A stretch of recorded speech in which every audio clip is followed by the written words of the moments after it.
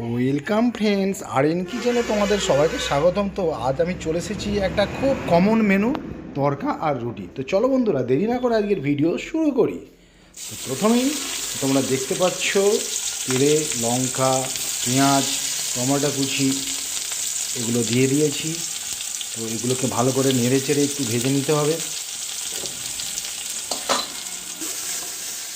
এইভাবে নাড়বে, একটু লাল লাল হয়ে গেলেই এতে পরিমাণ মতো লবণ,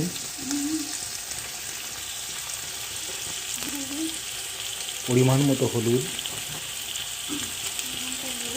এবং লঙ্কা গুঁড়ো, যতটা ঝাল খাবে ঠিক সেইভাবেই তোমরা কিন্তু এটাকে লঙ্কা গুঁড়ো ব্যবহার করো। একটু হালকা চিনি দিলাম রঙের জন্য।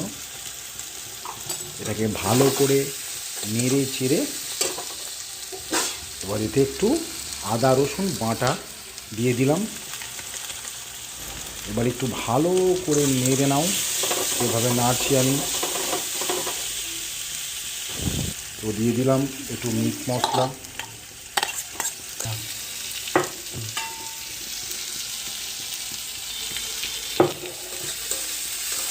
দিয়ে দিলাম ডিমের কুচি, আগে থেকে ভেজে রেখে দিয়েছিলাম।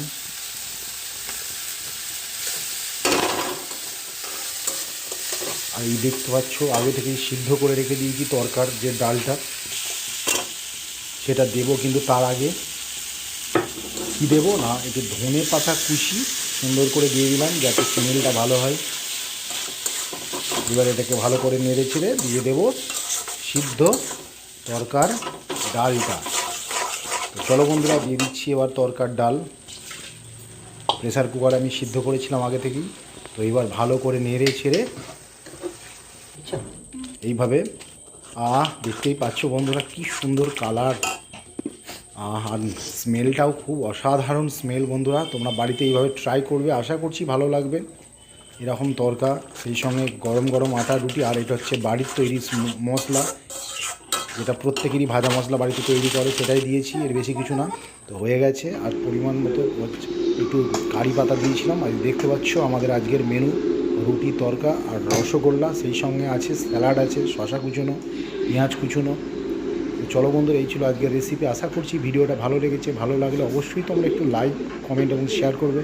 আর যারা নতুন তারা অবশ্যই চ্যানেলটি সাবস্ক্রাইব করে সঙ্গে থাকবে। তো সবাই ভালো থেকো, সুস্থ থেকো, বাই।